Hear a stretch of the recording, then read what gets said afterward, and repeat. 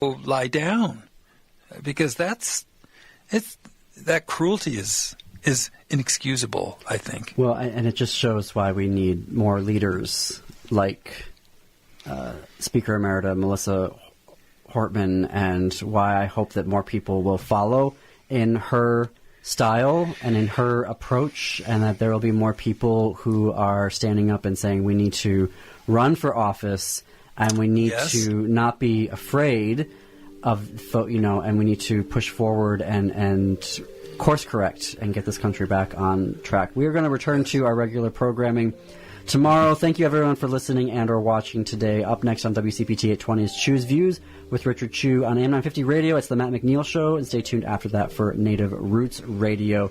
Thank you for joining us for this special broadcast. We will be back here tomorrow. Until then, be well. WCPT 20th Anniversary Replay 2015. Hey, welcome back to Out Chicago. We're talking about hair. Hair? And you know whose hair is always going to be on topic? Hillary. Yes, Hillary Clinton. Just because she's a lady, we got to talk about, how old she is, what she looks like, and what she's wearing. Never talk about men's hair. We don't do that at all. But but she threw her hat into the ring officially, announcing that she will be running for president in 2016. I say yay. Scott and I love her. That is awesome. I want her to actually be the Khaleesi. I wanted to have her just unleash all over Congress. I just want her to unleash her dragons. She ain't gonna put up with any, what? No, no. Those memes that were running around of her, on her BlackBerry, the "I got this" meme. That right there is enough reason to vote for her. That's right. You're listening to WCPT 820 because facts matter. After serving in the military, We did have temperature. life can seem like an endless loop.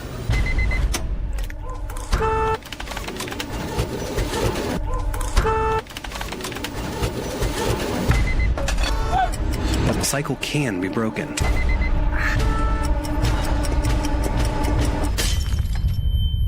You're not alone. Visit maketheconnection.net to learn more. Medicaid and CHIP offer free or low-cost health coverage for children and teens. Hospital and doctor visits, prescriptions, shots, and more are covered. That's peace of mind for parents if a child is sick or gets injured. And parents may now be eligible for Medicaid too, even if they've applied in the past. Enrollment is always open. Visit insurekidsnow.gov or call 1-877-KIDS-NOW. Paid for by the U.S. Department of Health and Human Services. When facts matter, you turn to WCPT 820, Chicago's progressive talk. A fair balance where the facts come out. Real news, real talk. AP News, I'm Haya Punjwani. AP correspondent Charles de Ledesma reports Israel strikes Tehran for a sixth day as Iranian casualties rise. A spokesman for Iran's foreign ministry has issued a warning that an American intervention in the ongoing Israeli strikes targeting his country would spark an all-out war. Esmail Baghaei made the comments in an interview live on Al Jazeera English.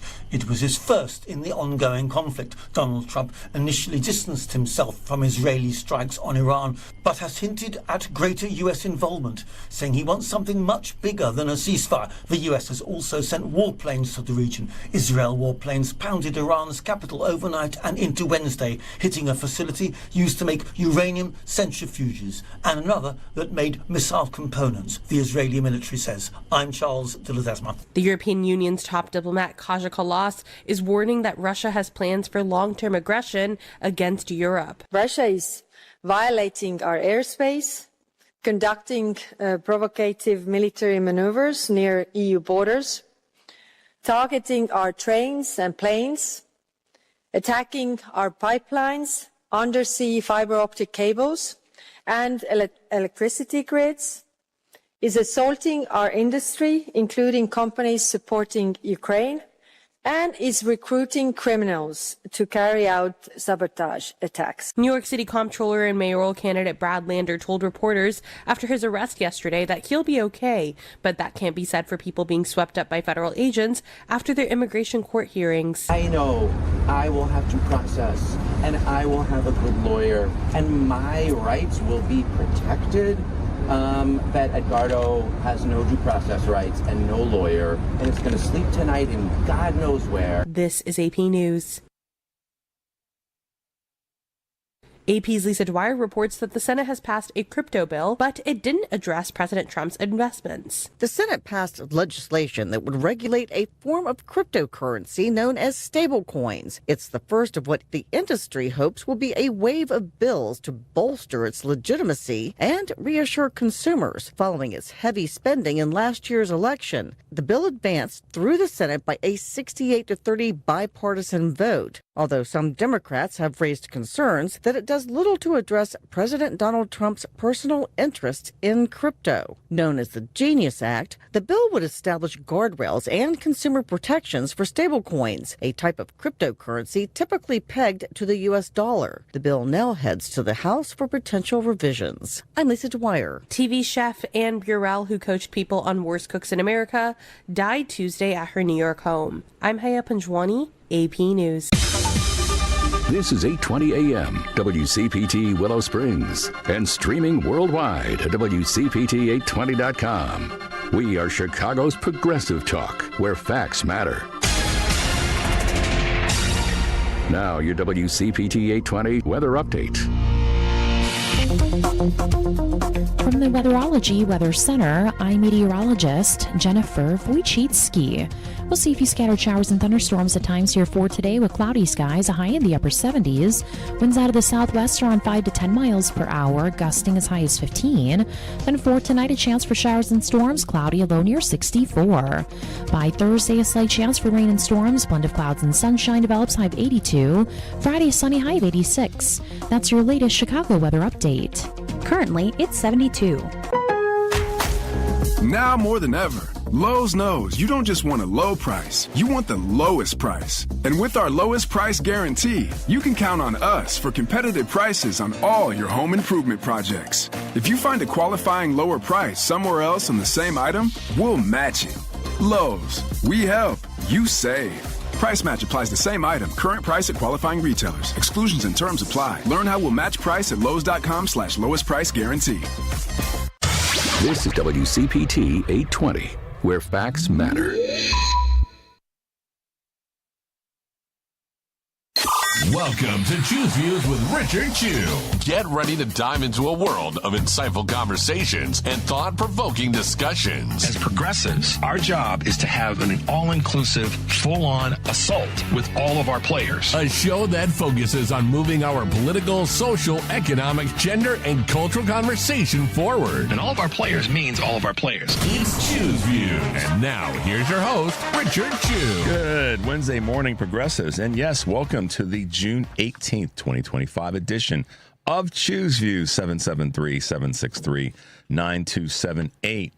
Catch us on Facebook Live, TuneIn Radio, YouTube, and iHeartRadio. Of course, email me at richard@WCPT820.com. Catch me on Substack. And most definitely catch all of our shows by subscribing to our WCPT podcast on Apple Podcasts and Spotify. And there you can get Choose Views, long and short versions, Joan Esposito, live, local, and progressive, Driving It Home with Patty Vasquez, The Big Picture with Edwin Eisendrath, Out Chicago, and our other shows and interviews. So make your way over to heartlandsignal.com. Great opportunity to chat with Wisconsin Senator Kelda Roys yesterday. She was fantastic. And then our own Jamal Cole, founder and CEO of My Block, My Hood, My City. Really two great, wonderful folks doing great, wonderful work. And we appreciate them being with us yesterday. All right, progressives, we got a full morning this morning, so we're going to keep it moving along. Our guests include Kurt Mullett from Hoosier Blue 63, Kate Lincoln-Goldfinch, immigration attorney who's been with us before, and she's going to have a lot to say, and then Darren Parker of the Impulse Group. And so we're going to be pretty busy this morning. We'll try to slip in your call, so don't be afraid to not call or afraid to call, and we'll get you in. But for now, check this out, progressives. You know this is like discrimination, right?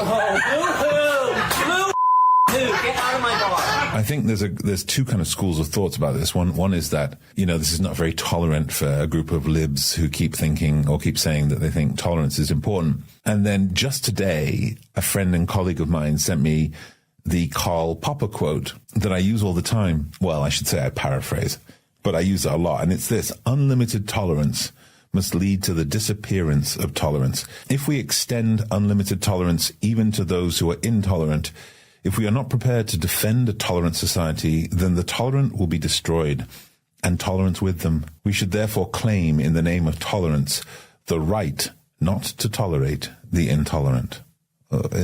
Just brilliant. That's Karl Popper. Never has it been more important to embrace the idea that a tolerant society does eject those who are intolerant in order to preserve itself. We've not been very good at that. Not to get too deep on y'all this early in the morning, other than Henry and I laughing our tails off about the clip. The opening of the clip has it's at a bar, and the bar is and I thought this would be appropriate for this month of Pride Month.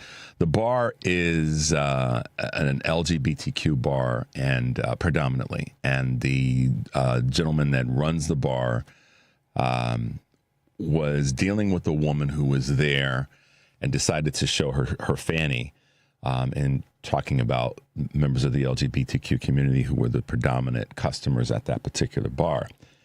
And this dude was like, "We ain't having it. You got to get up out of here." And he was not playing. If you see the video, and I'll get it to you guys if you want it. He was not playing. He's like, "Nah, you got to go, sister. You can't roll up in here acting like that." And he was not apologetic about it.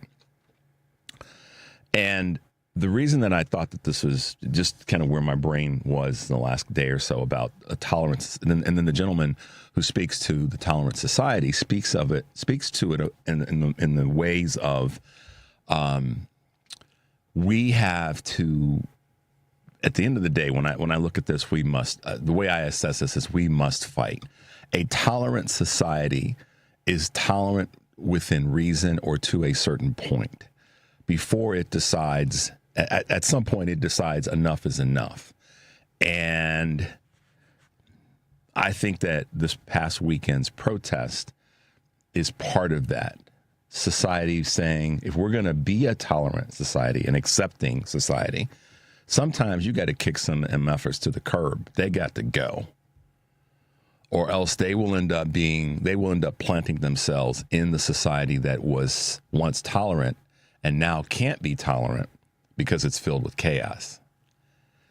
And that's where we are, and we've been there for a while. And you guys have heard me say in the past, the one thing that we've done, there's a lot of things that we could assess about the progressive liberal democratic movement and party and people and all of us. That's a positive thing. And that is, we have this big tent. We want everybody to be a part of it. We want everybody to be happy, prosperous, and forward moving. One of the things that Vice President Harris talked about is that we can prosper and go forward. That is one of the things that is it's sort of the label of the Democratic Party. And I don't want us to walk away from that trying to be Republican-esque. I don't want to be a part of a party. Let me break this down a little bit further. I hear some people say the Democrats need to tack to the middle, to the moderate, to the middle. And I keep saying, I understand that right now. It's somewhat of a reaction to we talked about too many micro issues and we didn't. I understand that people are thinking that way as part of what the solution could be for the Democratic Party to regain itself. I understand that intellectually. But I guess part of me, it looks at it from a logic standpoint and actually from a purely, somewhat of a mathematical standpoint. We have to remain a big tent.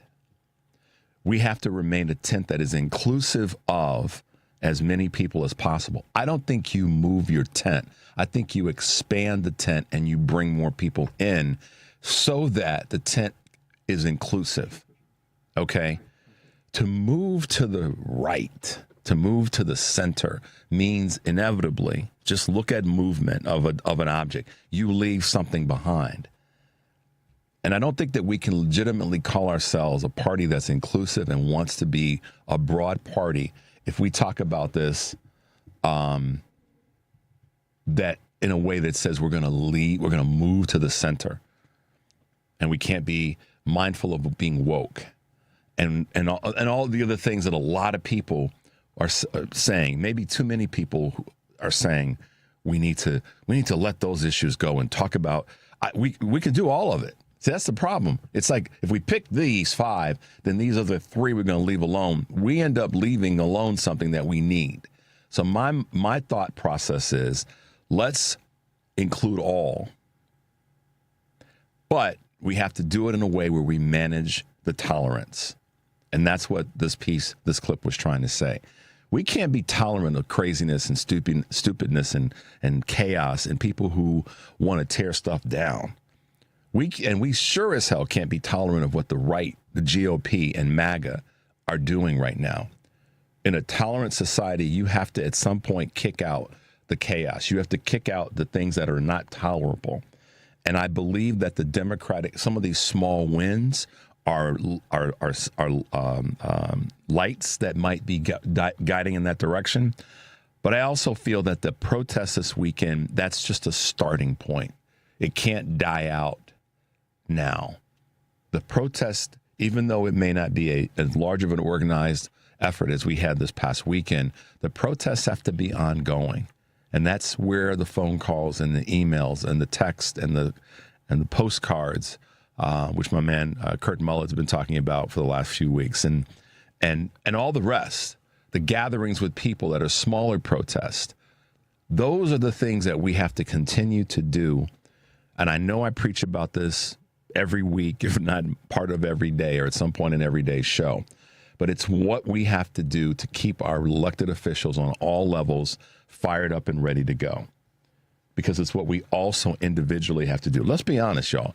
There weren't 13 million elected officials out this weekend. There were 13 million of us.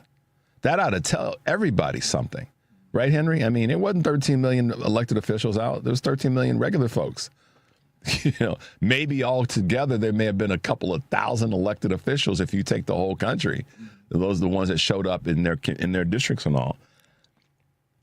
But that's where the tolerant society has to step up and say those things, meaning that which the right is bringing to the table, it's intolerable. It's unacceptable. We get to do that. We get to point the finger at them, and I mean this in a positive way, an effective way, and say that is unacceptable. You've got to go. You got to leave my bar now. And the video part of this clip, it's a little bit longer clip, but the video part of it is hilarious because the dude is like, he is just not having it. And I want more of us to embrace that energy, just not have it. You'd be surprised what happens when you punch a bully in the mouth. He or she, and I'm not advocating physical violence, but I'm talking about it from the perspective of us maintaining order. Us maintaining order. All right, guys, let's take a quick break. It's a busy morning. Our man Cliff. See, I did it again. I keep doing it. Kurt Herner's going to be with us. Cliff Cash is not with us today, and no clips from Cliff. But we've got our great friend Kurt Mullett from Hoosier Blue 63. Live radio, y'all. Kate Lincoln-Goldfinch will be with us, and Darren Barker will be with us this morning. So we're going to be busy. Looking forward to having everybody on the show. 773-763-9278. This is Choose Views, and we'll be right back.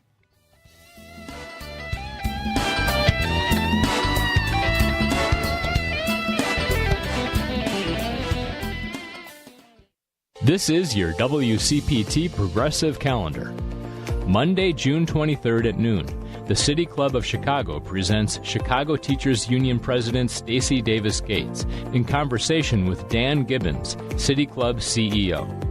The event takes place at Maggiano's Banquets, 111 West Grand Avenue in Chicago. Seating is limited. Get your tickets at cityclub-chicago.org. Wednesday, June 25th from 5 to 7 p.m., join the Chicago City Builders Book Club for a discussion of The City is Up for Grabs, how Chicago Mayor Lori Lightfoot led and lost a city in crisis by Gregory Royal Pratt. Pratt will be there for Q&A. The event is free and takes place at Cocoa Bar, 316 North Wabash Avenue in Chicago. If you'd like to submit your event or ask a question about something you've heard in this update, email calendar@wcpt820.com. This is WCPT 820, where facts matter. You're listening to Choose View with Richard Chew on WCPT 820, Chicago's progressive talk. All right, guys. So we're going to some current events this morning. Some things I want to bring to the table that we'll potentially be talking about with our guest. And our guests are Kurt Mullett from Hoosier Blue 63, Kate Lincoln-Goldfinch, and Darren Barker. So I'm looking forward to having the three of them with us this morning. Okay, so this is what I get. I got a great text this morning as we were talking about this, where Democrats need to be and the space we need to occupy and grow that space. Lois says, as someone wiser than me said, if a GOP voter has a choice between a Republican or Democrat who has moved to the right, the GOP voter will vote for the Republican candidate. The Dem will lose their base Democratic voter and not pick up enough right voters to make up the difference. Right on, Lois. That's I've been saying that for a long time. Stand our ground and grab and bring more people to that place. Don't move just because everybody's saying, well, we got to move to the middle. The middle is kind of funky right now. And I don't think that's where the winning strategy is. I don't. But in the process of that, we got to kick some people out in terms of that those that are not getting things done. And what I mean by that is people that are creating chaos. We have to also make sure that the people who are that are on the right, that are causing this drama and causing this hate, perpetrating, I should say, this hate, we got to deal with them in the moment. Right now, not tomorrow, but right now. So let's talk about some current event things that are happening that I want to just, some headlines. Mayor Johnson here in Chicago has made it clear, as has Governor J.B. Pritzker, that they will do whatever is necessary to protect our citizens. And I am glad that they're taking that position. Mayor Johnson said that he will go as far as if there are ICE agents, or if there are people who show up and they are not representing themselves and then going after undocumented people the wrong way, he is not arresting them off the table. It's about damn time that a leader, an elected official, said those words, Henry. They will arrest those folks. So you just don't think that just because they're a federal agent that they can't be arrested by the jurisdiction that's in charge there. Okay? You remember that. Federal doesn't mean that you just get to roll in and do whatever the hell you please. If you break the law in a municipality, they get to arrest you behind. What happens after that's a different story. All right, continuing on some of the current events. We all saw that the ICE agents detained the New York City comptroller, which was a very, very chaotic, unnecessary thing that took place. And I have a clip that we may play tomorrow from Governor Kathy Hochul and what she had to say about it. And she wasn't playing in her comments, so I applaud her for that. But the comptroller, Brad Lander, was handcuffed and detained by federal agents.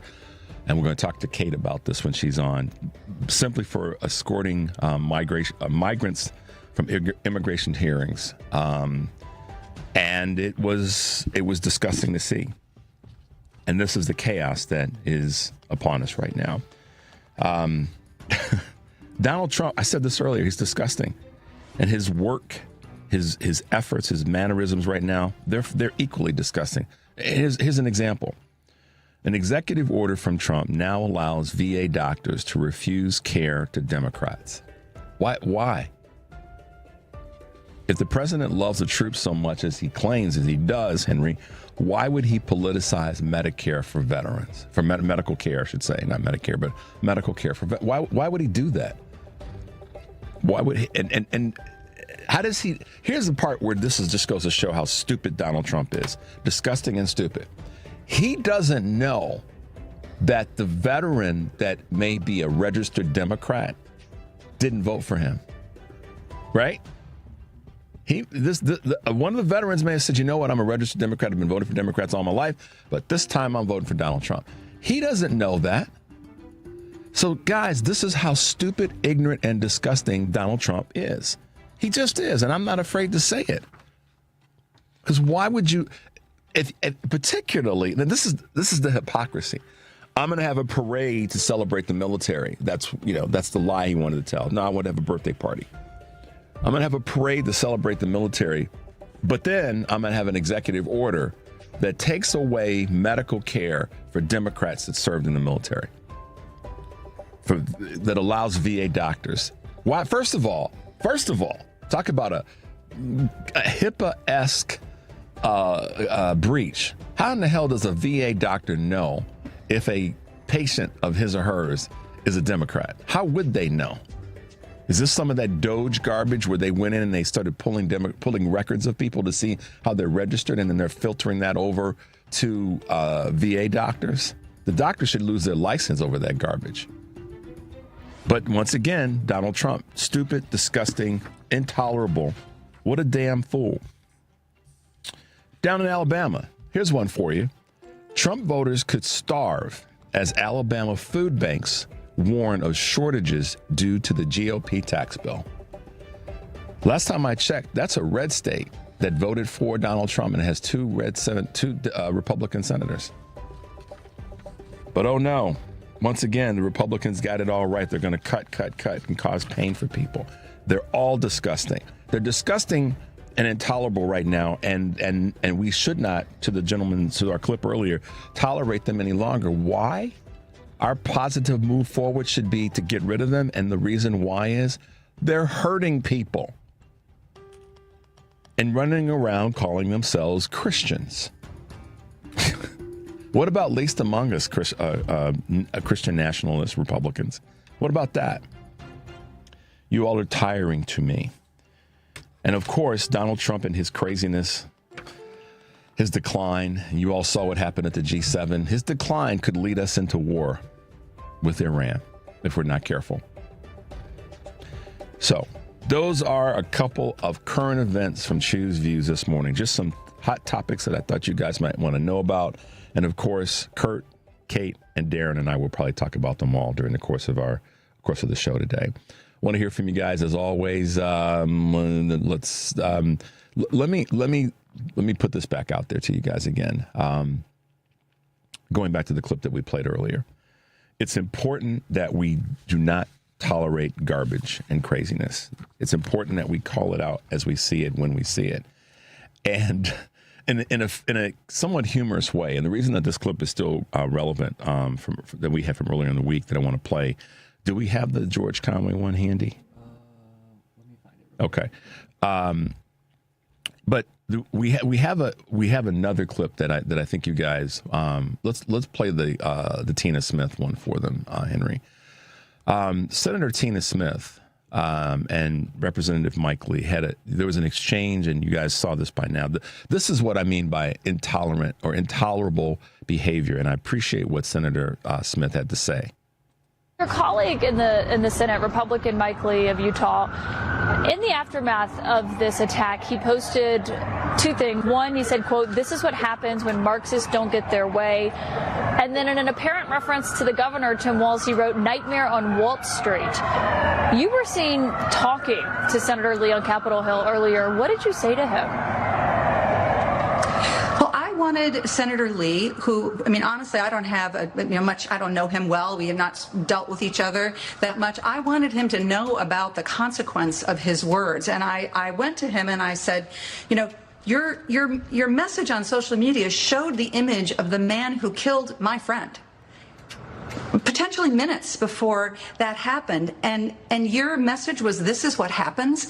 You need to take responsibility and accountability for what you are saying and doing out there in the social media world. And I wanted him to hear that from me directly, and not to for me to tweet out at him. I think that is important that he understands, again, the consequence of what the impact that his words have on people who are going through so much pain and trauma. This is not a joke.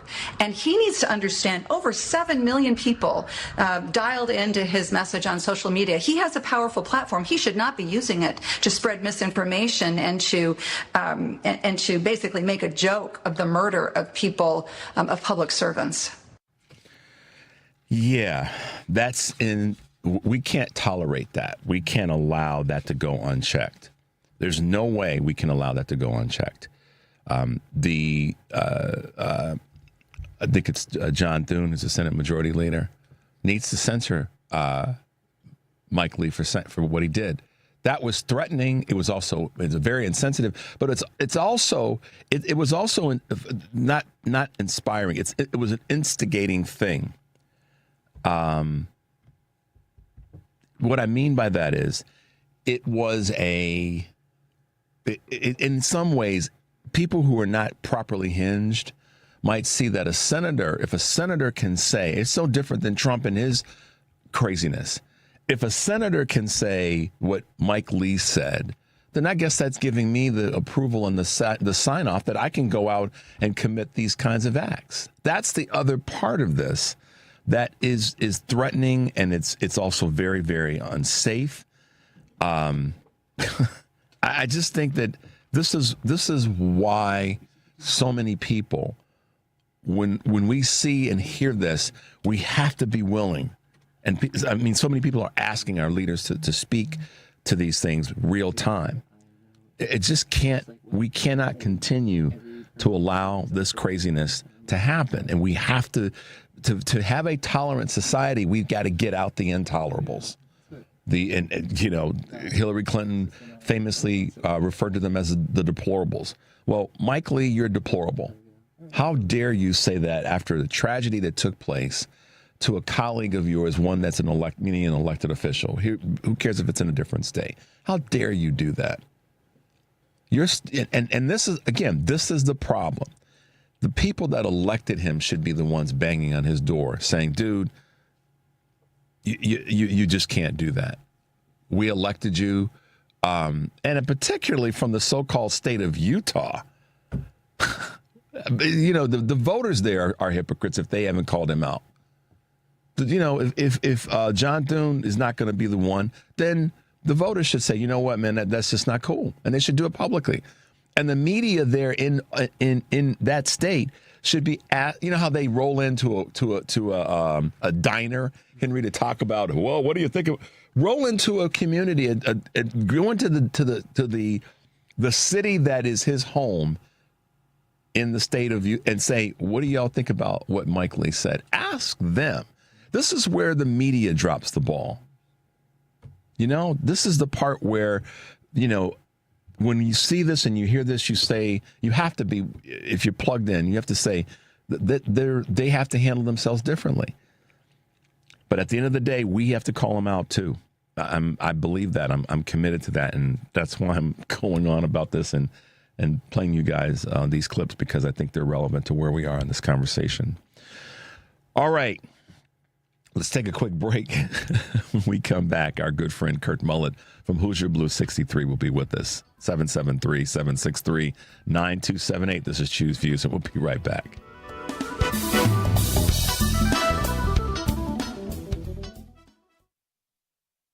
Ready to hold the powerful accountable? Leave your message for Richard Chew at 773-467-8202, because democracy needs your voice. If you turned 65 recently like me, it's important you find a Medicare Advantage plan that gives you the coverage you're looking for. But finding one can be difficult. The best thing I did, and I suggest you do the same, is call a licensed insurance agent and let them walk you through your Medicare Advantage plan options. There are so many benefits you have access to, so make the call now and let the representatives explain everything to you. Our licensed insurance agents can offer you a variety of Medicare Advantage plans. Plus, the call is free, the information is free, and there's no obligation to enroll. We're here to make it easy for you to select a Medicare Advantage plan that may work for your needs. Finding a Medicare Advantage plan can be easy if you do what I did. Make a quick call right now to learn more. Thank you. 800-365-6303. 800-365-6303. 800-365-6303. That's 800-365-6303. You're listening to WCPT 820. Here's the latest Chicago weather update. From the Weatherology Weather Center, I'm meteorologist Jennifer Wojcicki. We'll see a few scattered showers and thunderstorms at times here for today with cloudy skies, a high in the upper 70s. Winds out of the southwest are on 5 to 10 miles per hour, gusting as high as 15. Then for tonight, a chance for showers and storms, cloudy, a low near 64. By Thursday, a slight chance for rain and storms, blend of clouds and sunshine develops, high of 82. Friday, a sunny high of 86. That's your latest Chicago weather update. Currently, it's 72. You're listening to WCPT 820 because facts matter. It's Chew's View with Richard Chew on WCPT 820, where facts matter. Hey, progressives, welcome back to the show. Today, live on Live Local and Progressive, Jonas Esposito's guests are Laura Rodriguez, Vice President of Government Affairs at the Center for American Progress Action Fund, Lindsay Owens, Executive Director of the economic think tank Groundwork Collaborative and author of the upcoming book, Gouged, The End of a Fair Price in America, and Spencer Critchley, author of Patriots of Two Nations and host of the Dastardly Cleverness in the Service of Good podcast. I love that word, dastardly. It reminds me of Dick Dastardly in the comics, of the cartoons from the past. Live, local, and progressive, weekdays 2 to 5 here on WCPT, Chicago's Progressive Talk for 20 years. Tonight on Driving It Home, Patty Vasquez will be back in studio, and her guests are Patrick Watson, Indivisible Illinois Executive Committee member, and Patty Hearn, Executive Director of Seattle Pride. The parade takes place June 29th, and Jay Berling, CEO of Aegis Foods and A Good Egg, Driving It Home with Patty Vasquez, weekdays 5 to 7 p.m. here on WCPT, Heartland Signal, TuneIn, YouTube, and Facebook. Make sure to join us tomorrow. Kristen Crowell will be with us, Executive Director of Fair Share America, and comedian Dana Goldberg. All right, guys, it is Wednesday, a little bit earlier than our norm, but with us this morning is this gentleman that I met about a year ago, and pretty cool dude, and is a extraordinary poster of information on the socials, and his name is none other than Kurt Mullett. Him. Hoosier Blue 63.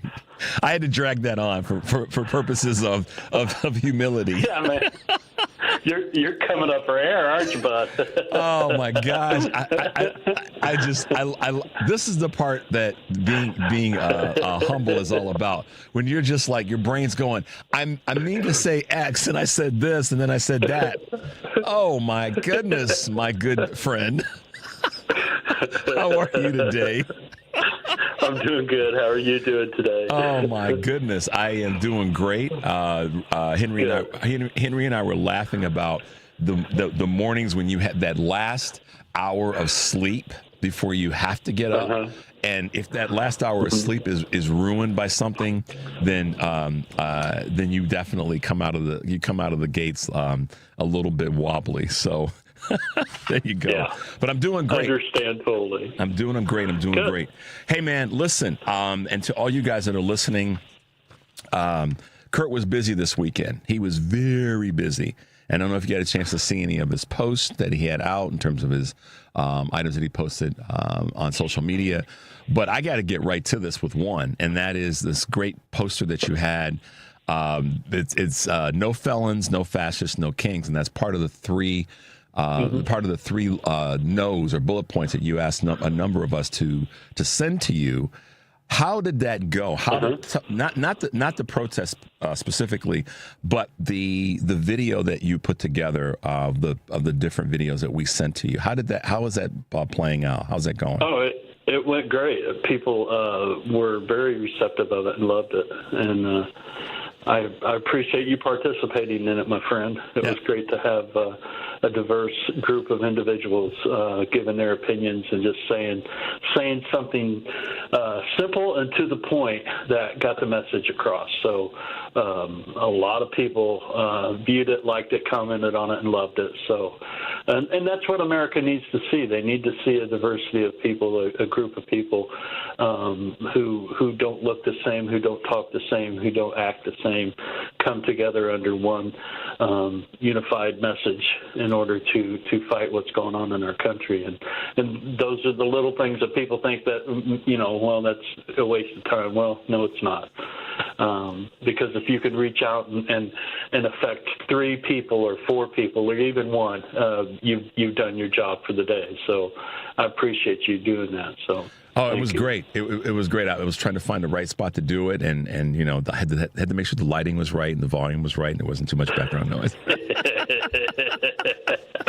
Asking the radio dude to do something on video. Yeah. Hey, you man. do great, though, man. You get an A.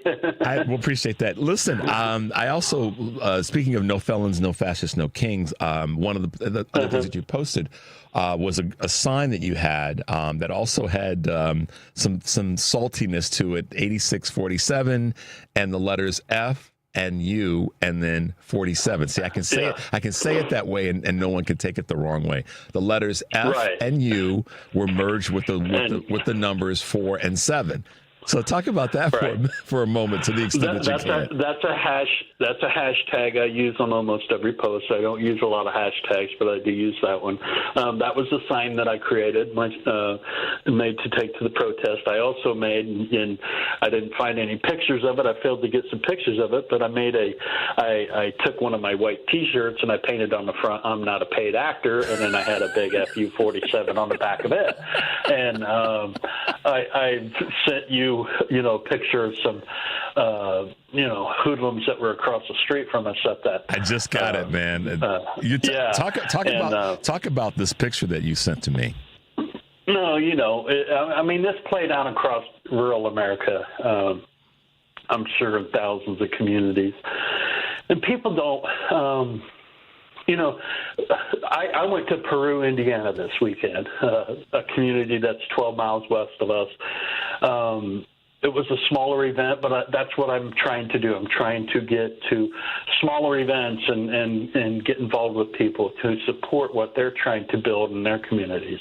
And Peru is the hometown of Cole Porter, okay? Mm-hmm. And the Cole Porter Festival was going on this weekend in conjunction with what other things were going on. In fact, it was just one block north of where we were standing and protesting at the courthouse there. So there was a lot of people that were coming down from the Cole Porter Festival, and some of them were from Chicago, actually, and I sent you a picture of some of them. And if Gloria is out there listening to us this morning, hi, Gloria. It was great to meet you. But across the street, we had some, what I... And please don't take offense to this, anybody. What I always refer to is Hoosier hillbillies, okay? Because that's what we got a bunch of around here. Say that again for the folks in the cheap seats. Hoosier hillbillies, okay? That's an actual, that's an actual ethnicity of a race of people here in Indiana. They're called Hoosier hillbillies. So, but that's what we had across the street from us, okay? And these guys yelled profanities and racial slurs and threw us the finger the whole time, and just, acting like fools. And, we for the most part didn't pay attention to them, okay? We just ignored them. And once in a while I'd turn around and let them see the back of my T-shirt that said FU-47 on it, And, but the thing is that I kept telling people there is that, why are they here? Because of us. They're here because so they're paying attention to us, okay? Because we're making a difference in this. Yeah, they are. They recognize that you showing up, not just you, but you and the folks that were there showing up, are not only making a difference, but they're making them very uncomfortable. Right. That's what the counter-protesters are doing. They're out here, and it's funny because a lot of the comments that are on social media about these, the protests is that, we don't have a king. We don't elect a king. Why is everybody doing a no king? And here these guys had I don't know if you could tell, had a plywood silhouette of Trump, and they had a crown on it. Okay. Yeah. So this is where the no kings come from, you fools. But they call themselves independent and strong.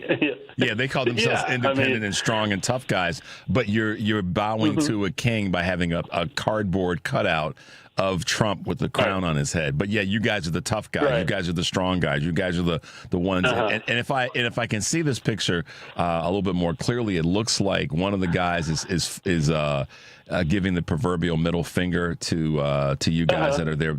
Yeah.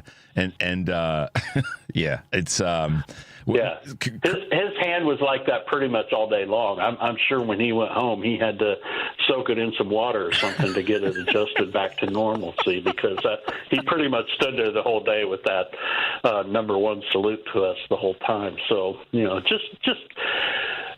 I wish people could.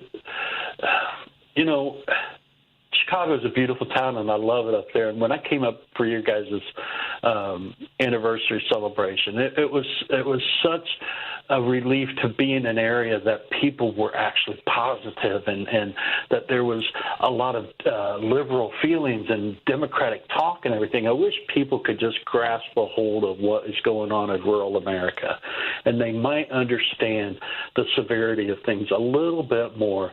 Not that you don't because you're in Chicago, but it's a completely different world in rural Indiana, okay? I mean, it is, and other places around the country. It's like, Back to the Future again. I mean, it's crazy. It's a different world. People are, and this is who he carries. This is where his supporter base is. That's why he hates blue states and cities so much, because the more the population is condensed, the more liberal that situation usually is, or the more of them there are. So, and that's why he loves rural America, because he can reach the individuals a lot better. So, because a lot of these people around here have nothing else to, cheer for, to be proud of. They need somebody like this guy to look up to, or to have as their papa figure or whatever, which I don't understand that saying either. Well, and you know what I mean. So check this part out. So this is the hypocrisy of the guys that are across the street from you that are holding up the cardboard sign of Donald Trump and the American flag, and then also flipping off the protesters. Here's the part that's the hypocrisy, and I think folks will get this. So if I'm gonna make a little bit of an assumption here that there's somewhere in these guys' lives some element of them that wants to have a conversation about God and Christianity, more specifically Christian nationalism. There's somewhere in their universe that's probably a plane that lands. And the two things that are hypocritical here are, yes, freedom of speech is freedom of speech. But, by putting a crown on Donald Trump's head, if you are one that is a Christian and a believer in the faith, what about the passages that talk about not idolizing and idolatry? What about that? One, and I'm stretching the bounds a little bit. I'm really pulling the rubber band on this. And then secondly, the dude in the red hat, the MAGA hat, that's flipping you guys off or flipping off whomever. I wonder with the ICE T-shirt on. Right. I wonder if he showed up in church on the next day, praising God, while he spent the majority of his time at this event flipping you guys off. Well, I don't know about that, because I think work release ends at 5:00 on Saturday. So I could be wrong, you know. You've been listening too much to Cliff Cash and humor. See how I roll that in there to kind of clean up on my own aisle 7? That's where the confusion comes from. Yeah, okay, I gotcha. That's a compliment, you know. I know it is. But no, man, you're right, though. You're right. Just, you know, yeah. It's the ignorance is just unbelievable. I mean, yeah, it's astounding. It's astounding. I mean, they're Christian. You know, listen, you didn't. I don't have audio of what they were saying, okay, and I didn't want to have audio because you would not believe the things that they were saying. I mean, people have to realize where I live, okay. We don't have we have a community of white people. Okay, we are probably in the 90s, mid 90s of Caucasian population in the area I live in. Okay, you have to travel to Fort Wayne or to Kokomo, which are the two largest cities near us, or Marion, which is 20 miles away from us, to get into a population that is any percentage of blacks. So we don't have, you know, we're Caucasian around here. And the things that these guys were saying, yeah, you're right about the Christian nationalism, but this, I think what people are missing more than anything is this is about racism. And me and you have talked about this, and I've said this many times. That's what this whole thing is about.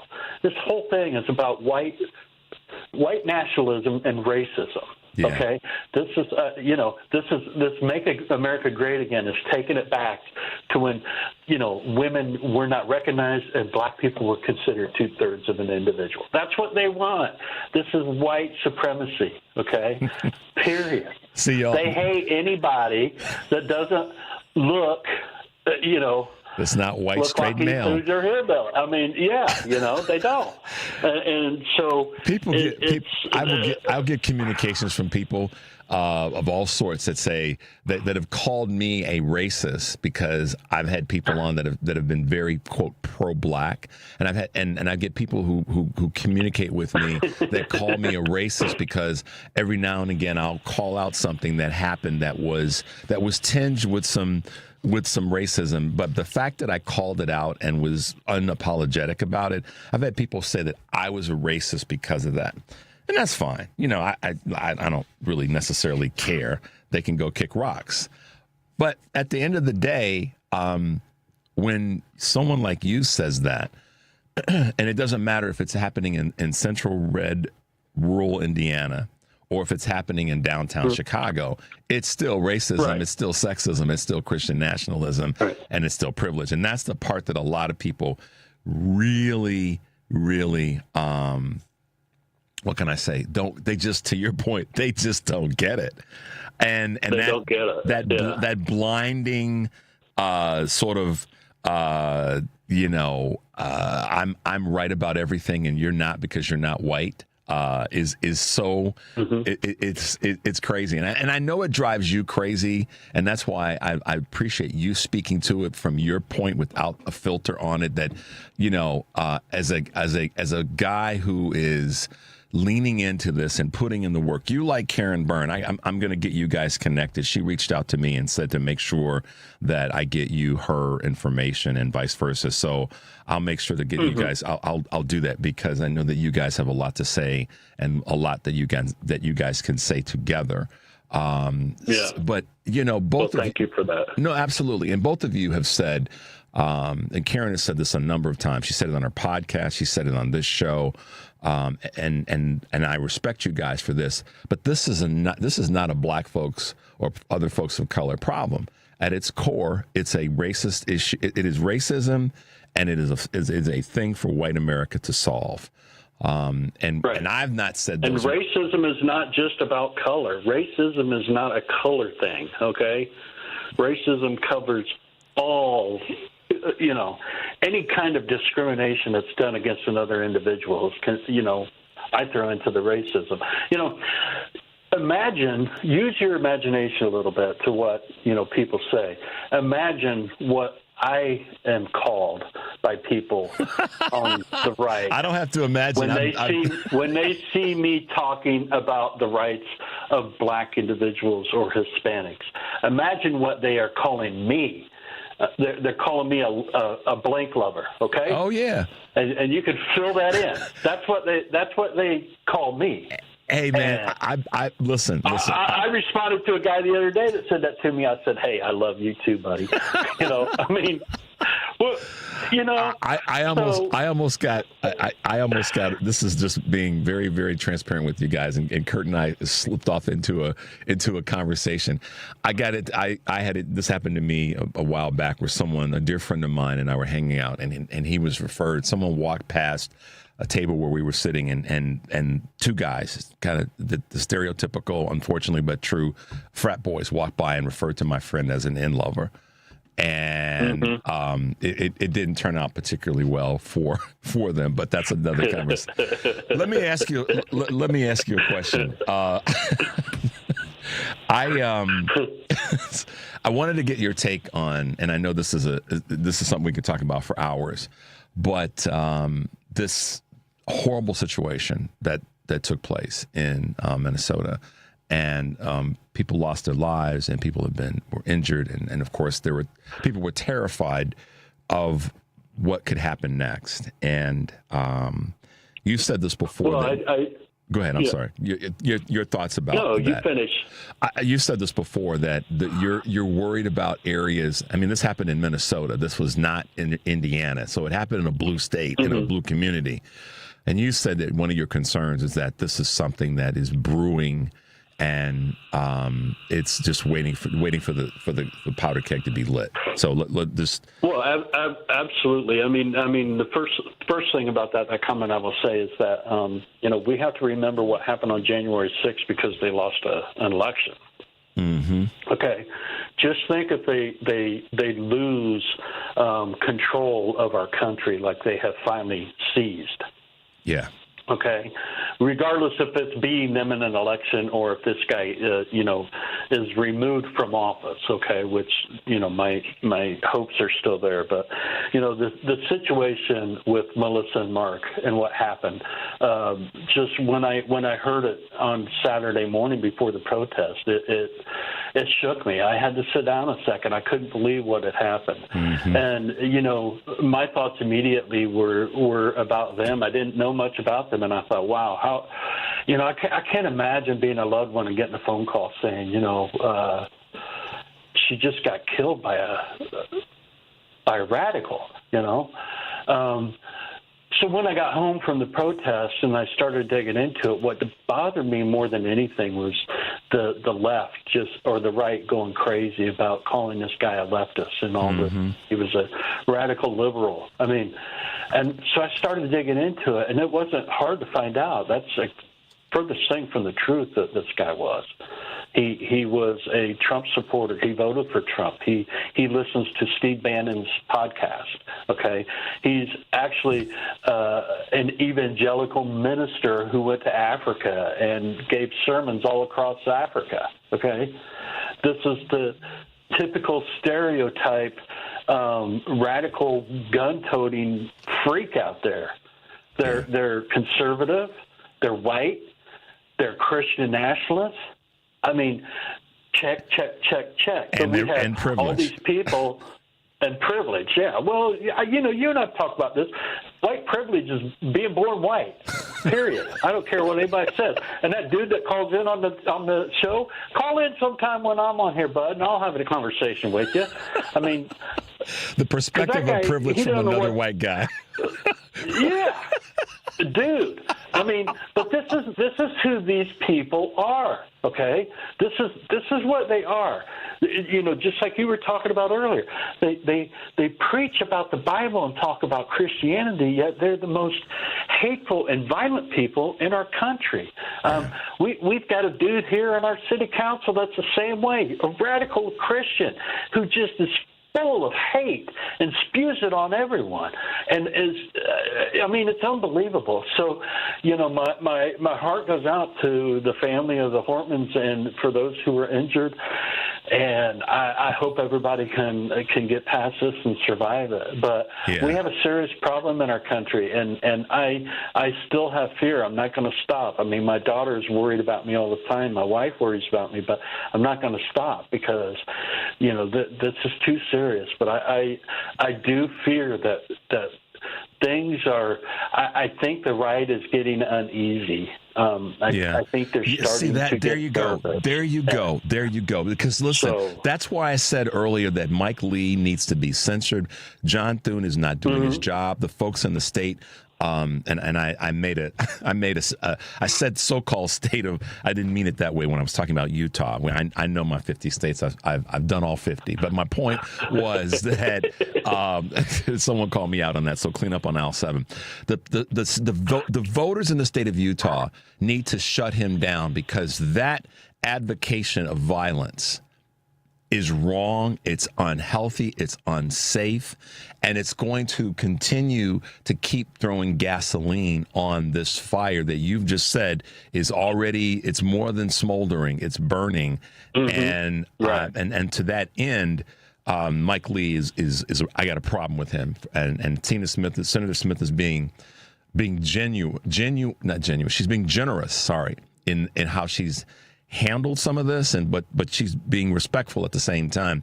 But Mike Lee's got to go. So that's what, to your point, you said this so many times. We no longer have the luxury of letting people who say stuff like that linger around. They just need to be gone because they're giving comfort to people to do this again. That's how I see it. Maybe I'm crazy. This is where you're not, and this is where the frustration from people in the Democratic Party comes from, because we just don't feel like they are stepping up and doing enough. And I understand that there is a slight fear with them and what could happen to them.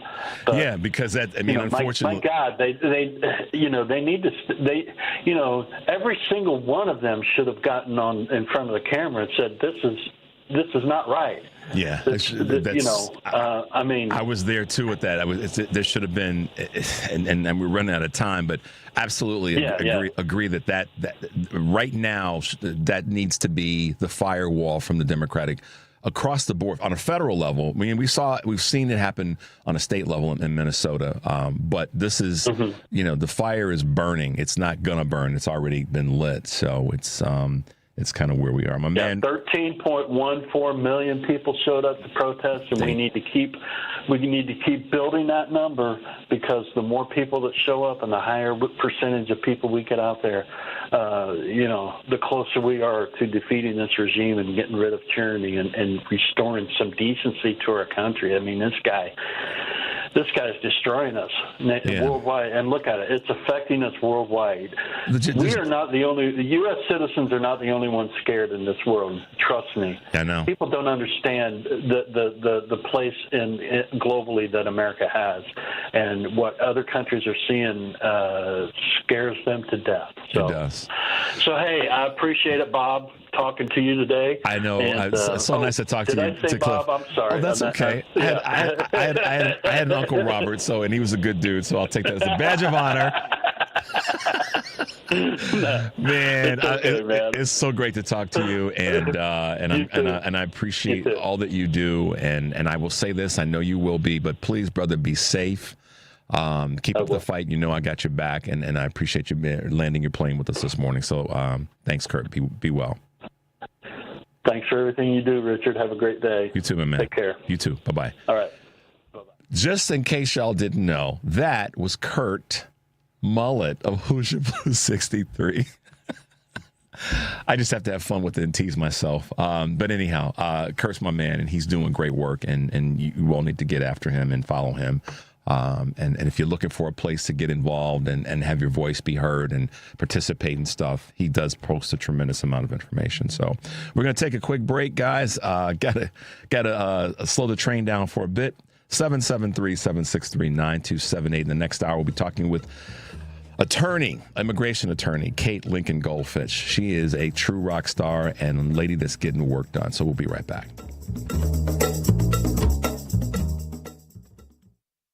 Porsche, the name alone exudes class, sends shivers down the spine. Now imagine yourself behind the wheel. Find your new Porsche at the Porsche Exchange in Highland Park. Browse and test drive our extensive selection, like the 2025 Porsche Cayenne. And right now, lease the 2025 Macan Electric for only $1049 a month for 39 months. Visit the Porsche Exchange in Highland Park or PorscheExchange.com. $8,900 to signing. Excludes tax, title, license, and ACFA. No security deposit required. Expires 6/30/25.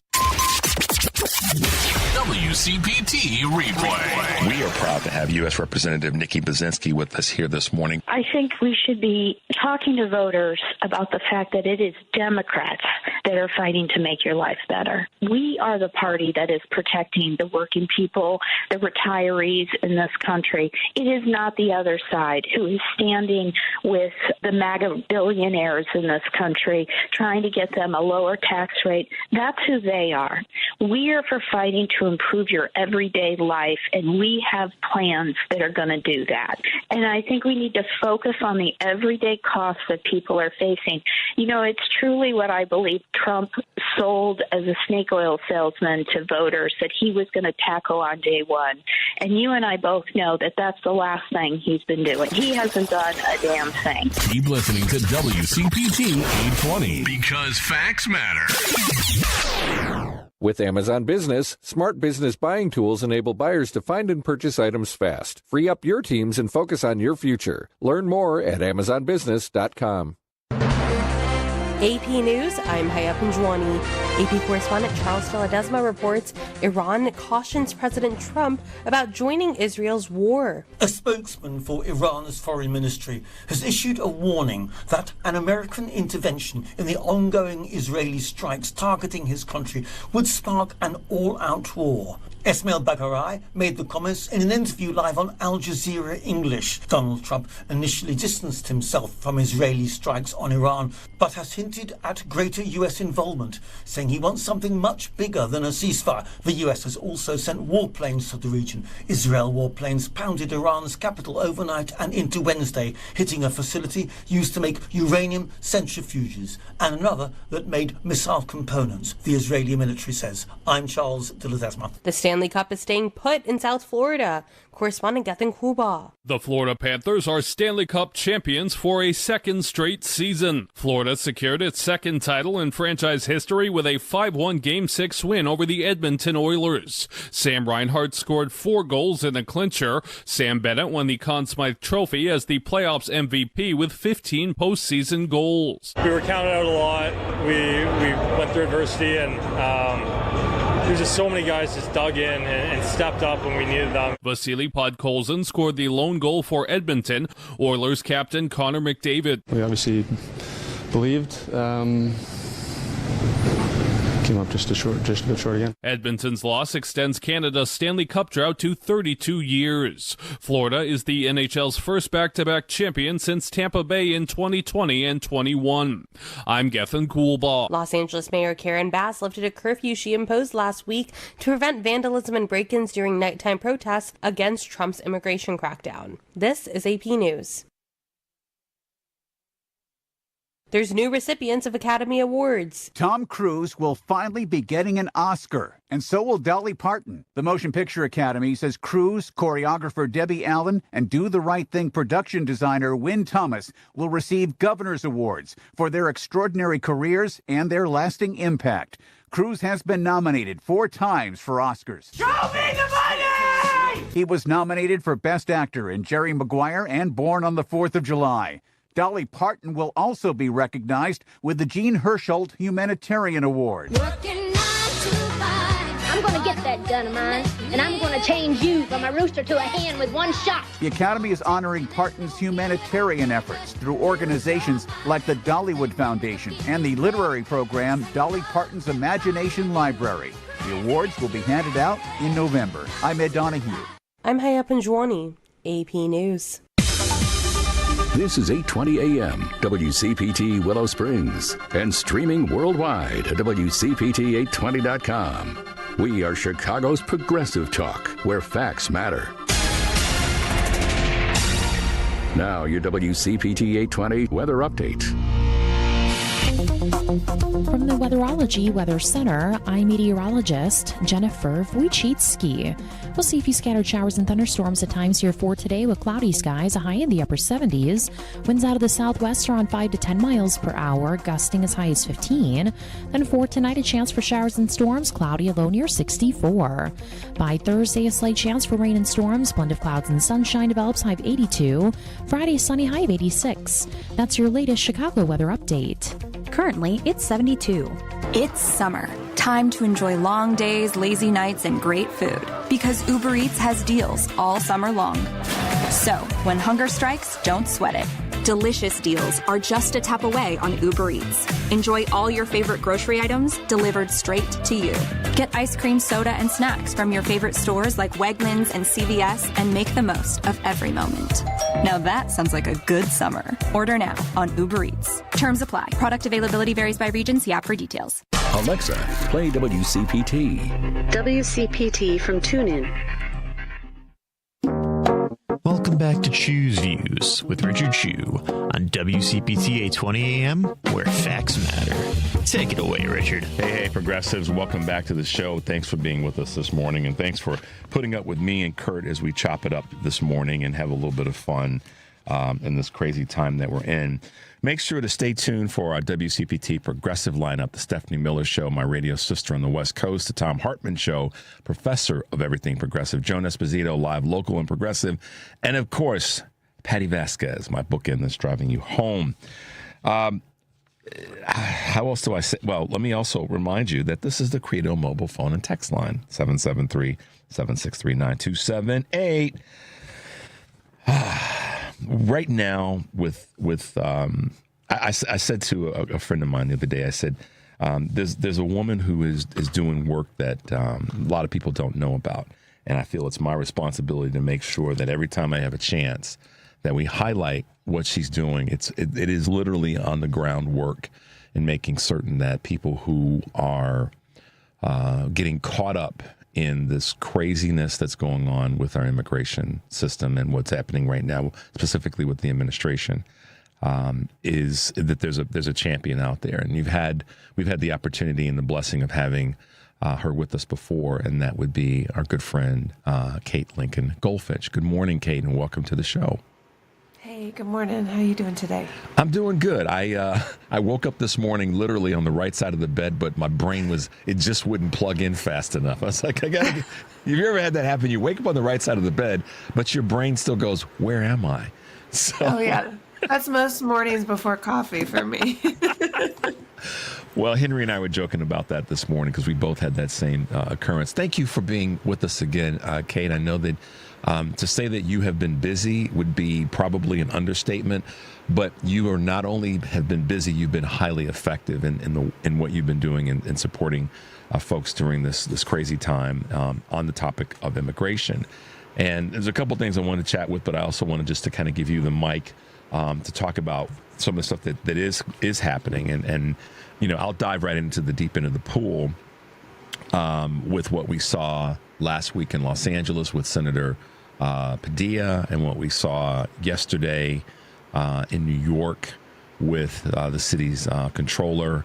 Very chaotic scenes of elected officials or government senior level people being literally manhandled by I don't even want to give them the honor of ICE or immigration officers because they're acting more like thugs. I don't want to put words in your mouth, but I'd love for our listeners to hear what you have to say about what those two situations have meant or to you and how you've seen them. Well, I mean, obviously it's very chilling when we see elected officials manhandled and arrested, because what does that mean about the regime that we're living under? But on the flip side of that, I'm grateful that people are seeing what, frankly has been going on.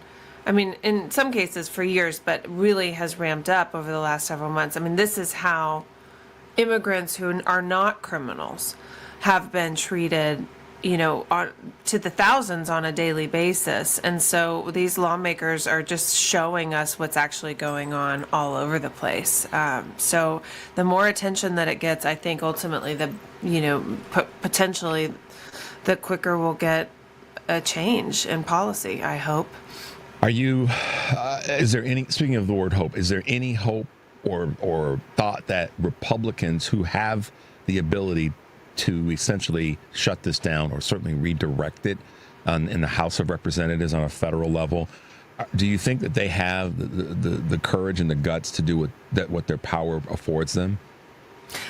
I don't have faith that they have the guts to do what ought to be done, which is just a mass sort of revolt against the policies and standing up and speaking out about what's going on. But I do expect and have heard that there's sort of a secret, or let's say a quieter shift going on where lawmakers on both sides of the aisle are really not okay with what's happening. And while Republicans might be too afraid to stand up loudly to Trump, maybe what this means is that legislation has a better chance over the next year of passing, or something could occur. But I don't think we're going to see some very loud thing because, the Republicans are just so afraid of standing up to Trump.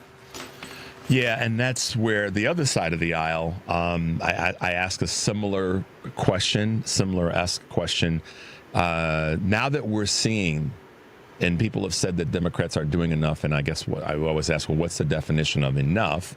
Maybe more might be a more appropriate word. But when you see a senator or you see a state executive in the sense of New York, have that happen to them, and then you see what took place in New Jersey with I'm drawing a blank on her name, but the congresswoman who was arrested. There's from what I've read, and I've tried to do a job of reading everything, they're simply doing what they're allowed to do in the course of helping people go through the process.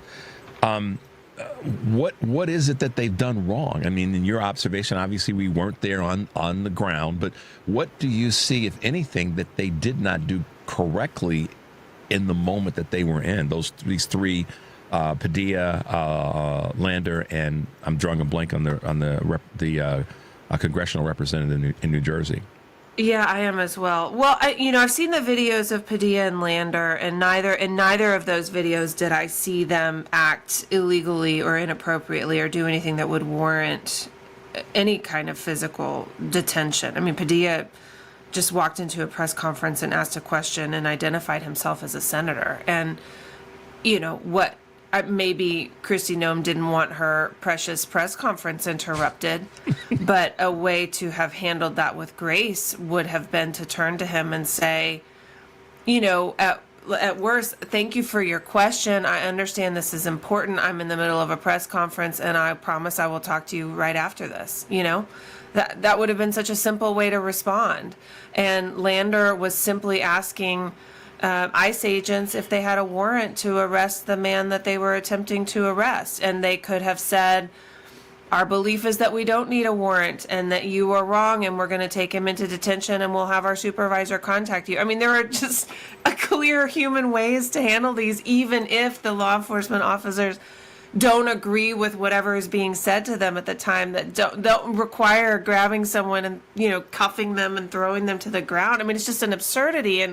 And I think really, I've been thinking, I think about this all the time, but what this comes down to, I think a lot of this is Stephen Miller. He is the one really behind the scenes directing DHS to ramp up these arrests and, doesn't matter, like go to Home Depot, do what must be done, separate the families, who cares? They are just placing immense pressure on these law enforcement agents on the ground, and not to exempt them from any responsibility. These DHS officers are, should be absolutely ashamed of themselves for the way that they are behaving out there on the streets, and frankly should be quitting their jobs. Anybody who's doing what they're doing hopefully will live a lifetime of shame because of the way that they're treating people. I have, I'm in Texas. I had 14 clients get picked up last week who were attending their court hearings or their ICE check-ins. They were doing the legal process the right way, no criminal history, and for no reason whatsoever, just disappeared from their families. And, one of my clients, I can speak about her because her family has gone public. I mean, her name's Carmen. Her husband, Eduardo, is a U.S. citizen, and they have 6 daughters. 5 of them are U.S. citizens. The littlest is 7. Her name is Galilea. And Carmen went to a court hearing, and the judge dismissed her proceedings, which is a whole separate problem that's occurring. And Carmen got arrested, and she's been in detention for several weeks now. And it's devastating. I mean, just the trauma on these families, and for what? I mean, nothing. They're breaking no laws whatsoever. And it's just, I mean, the whole thing is so absolutely disgusting. And, I think I was heartened to see the protest, the No Kings protest, and how many people showed up, because the more public outcry that there is, I think, my hope, at least, is that there will be some response to that and that they might dial this back a little bit. But maybe not until Stephen Miller's, out of the picture. Yeah, and I felt the pause, and I didn't mean to interrupt your pause because it was a good one in terms of what can be the direction that Stephen Miller ends up going. The representative that I was thinking of, with the help of one of our producers, is LaMonica McKeever, who was also, and she's now been indicted. And that leads me to a question, and just for our listeners, we're talking with immigration attorney Kate Lincoln-Goldfinch, who is, I use the word rock star, but she's a patriot, Henry.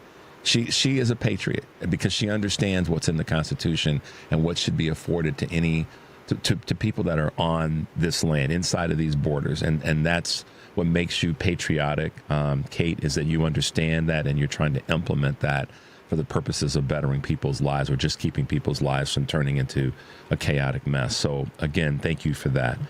The question I want to ask you is, and it gets back to this, the way in which ICE agents are performing. Is it wrong, or maybe illegal is a better word than wrong, because that's perception versus legality, for a elected official or in this case, a controller, to escort a person? Because that seems to be one of the things that's happened, is that when an official is escorting someone from A to B, that they've been grabbed. I mean, like with Ms. McKeever and with Lander in New York, they, from what I read and heard, were escorting someone from A to B, and then they were accosted and it got physical, and here we go. Is there anything illegal about what they're doing in that? Do you follow my question? Yeah, no, I do. I think a lawmaker who identifies themselves should be afforded more deference and respect by law enforcement agents in a moment. So I do think that they can interfere in a different way than, a layperson, or just someone on the street should. I mean, the general rule of thumb for those of us who witness enforcement actions going on is that we should be excellent witnesses and not interfere. But an excellent witness takes down all the details of the agents, how many there were, what they were wearing, did they identify themselves, did they have badges on, what were the plates on their cars, get as much video as you can. Talk to the person being detained, that's fine. Tell them you have the right to remain silent. Don't share your information. You can do all of that. All of that is legal.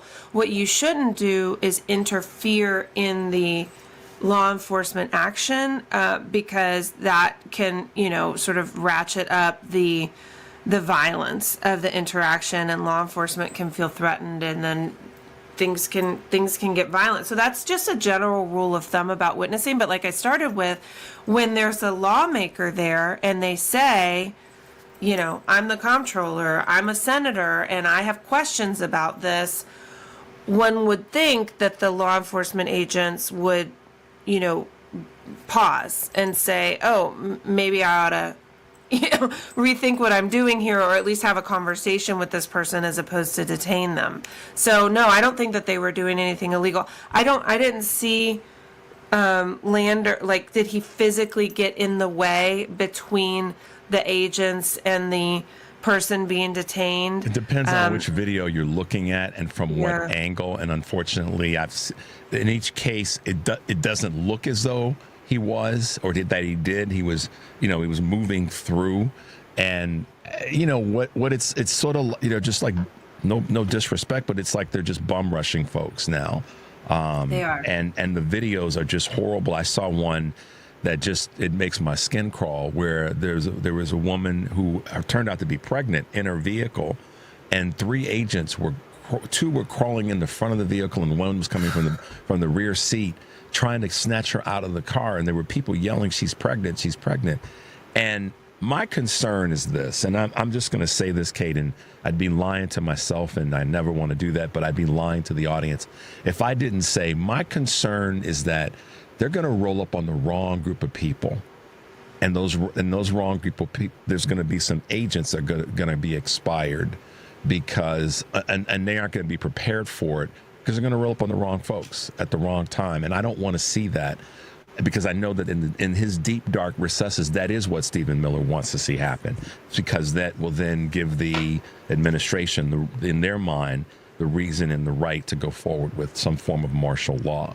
Am I crazy in that, or have you thought those same thoughts? Well, I had that thought about the situation in Los Angeles, and then when we were leading up to the days of the protests, it really sure did seem like the administration wanted violence from protesters so that they could claim, a necessity of response.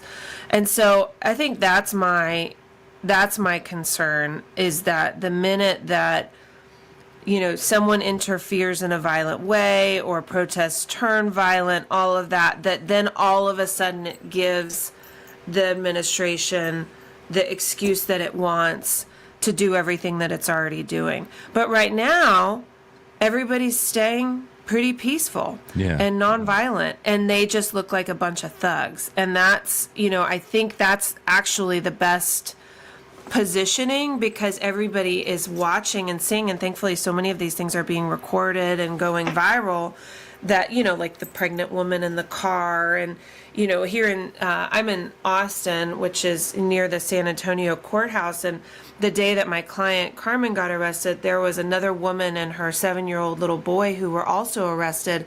And the mama was just having like a panic attack. I mean, she was just sort of like dry heaving and just panicking. And her little boy was standing behind her like, Mama, it's okay, I'm here.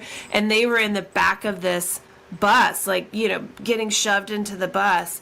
And I think, as horrific as those images are, and they get seared into our brains, they're going viral and everybody's seeing them. Mm-hmm. And hopefully the response to that is just a complete intolerance by the American public of these activities.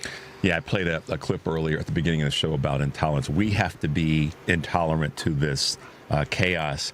Mayor Brandon Johnson here in Chicago, and of course Governor Pritzker here in Illinois, have both said that ICE is going to have to, if they do it wrong, they're going to have to pay a price. And Mayor Johnson has gone toes to the line of saying that includes, or I'm not taking off the table, if ICE agents come into Chicago and they perpetrate anything that's viewed as violent or illegal and they break our statute, they're going to get arrested.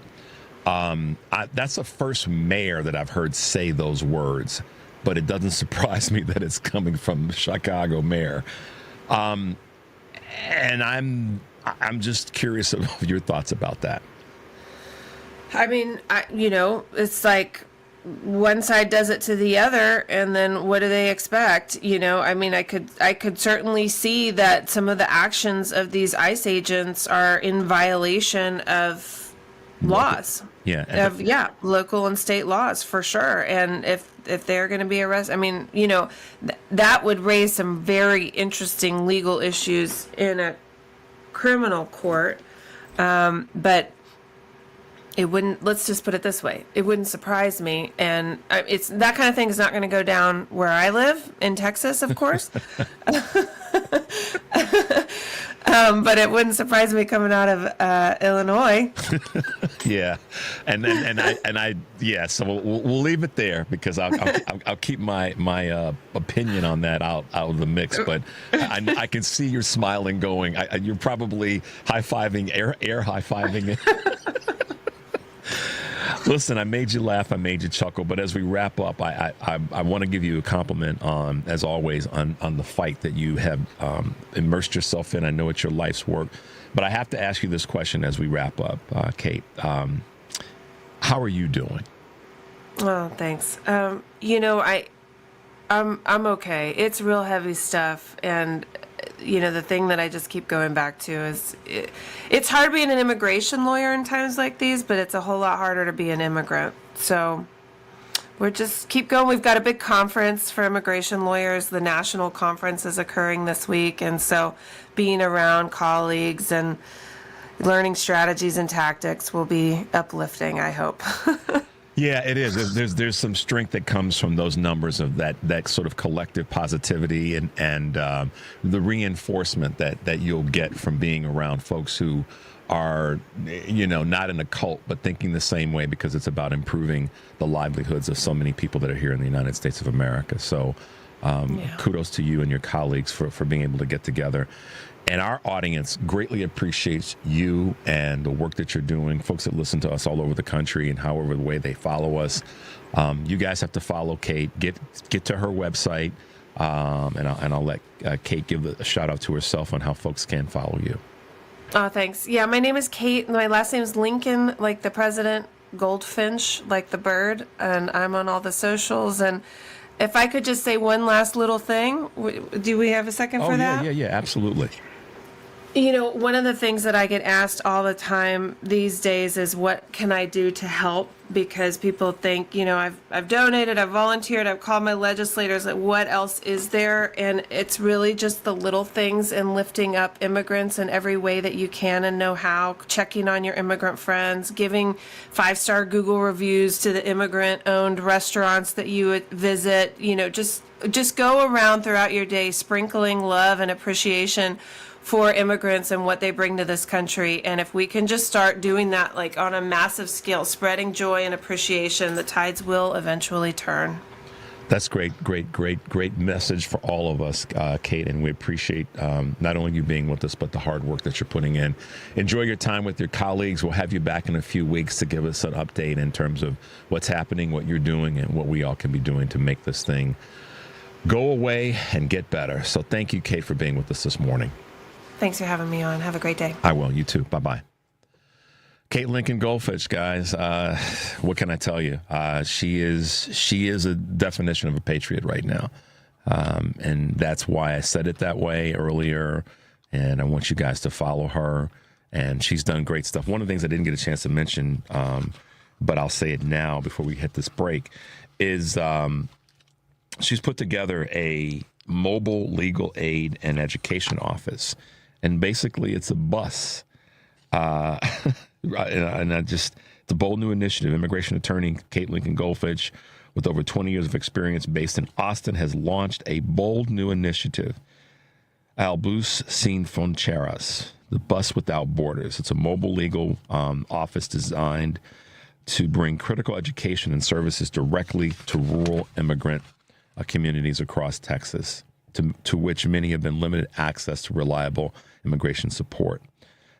She says her project is a celebration of culture, empowerment, and the importance of immigrants to the fabric of American society. So that's what I mean when I say doing it real time and being a patriot. Thanks for being with us during this segment, guys. And I appreciate Kate for taking the time to help us kind of navigate through some of this. Number is 773-763-9278. This is Choose Views, and we will be right back.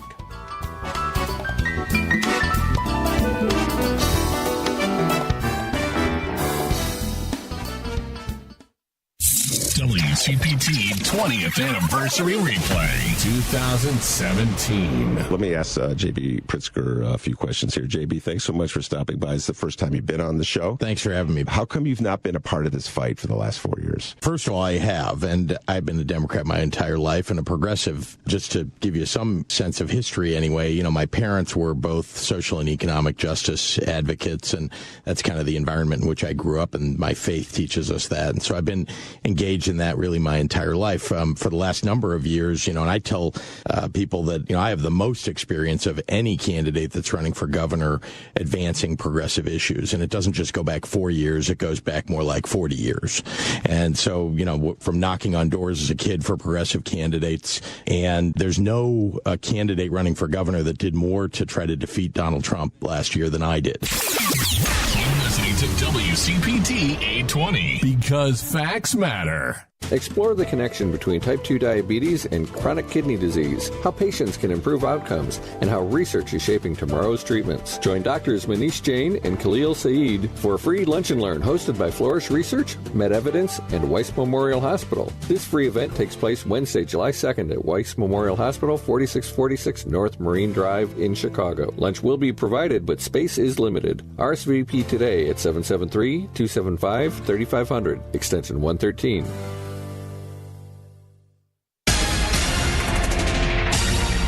You're listening to WCPT 820. Here's the latest Chicago weather update.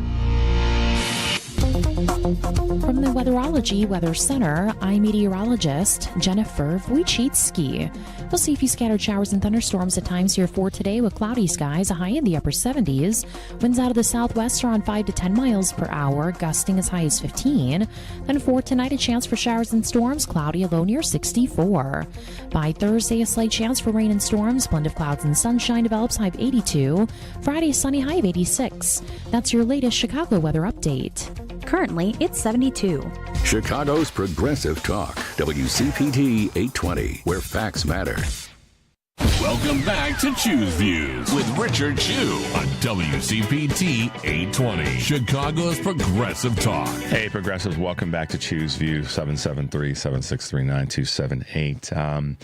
We've got a couple calls. We'll try to get to them before we wrap up the show today. But what a great blessing to have our good friend Kurt Mullett from Hoosier Blue 63 on with us earlier in the show, and attorney Kate Lincoln-Goldfinch, who is just getting it done. Two patriots, actually, back to back, that are showing us the way and providing the leadership in the communities that they serve. So I appreciate you both for being with us and helping our audience. And I like what Kate said at the very end about, you know, giving shout outs to restaurants and places of business and being an inspiration, being an energy source for all of us as a community, but certainly those who are, you know, catching the hell when it comes to where we are with immigration.